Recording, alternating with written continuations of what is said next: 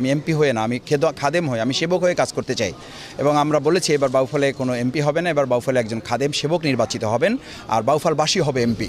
আমরা বাউফলবাসীকে এবার এমপি বানাবো। এবং আমাকে যতবারই প্রশ্ন করা হয়েছে কে জিতবে, আমি বলেছি এবার বাউফলবাসী জিতবে এবং বাউফলবাসীর বিজয় হবে ইনশাআল্লাহ।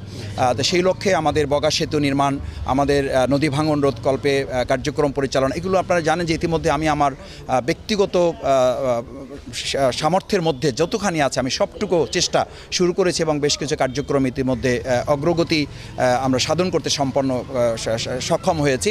বিশেষ করে আমাদের ভিন্ন ধর্মাবলম্বী যারা, তাদের বিভিন্ন উপাসনাগুলো সংস্কার করা, মসজিদ নির্মাণ করা এবং অজুখানা দেওয়া, স্কুল কলেজ মাদ্রাসা, এগুলোর ব্যাপারে আমার সামর্থ্যের মধ্যে বন্ধুবান্ধব যারা আছেন তাদের সাথে আলোচনা করে আমি কাজগুলো করেছি। রাস্তাঘাটের কিছু কাজ, আমাদের শিক্ষার্থীদের যারা শিক্ষা সম্পন্ন করেছে তাদের আত্মকর্মসংস্থান চাকরির ব্যাপারে আমরা বেশ কিছু উদ্যোগ নিয়েছি।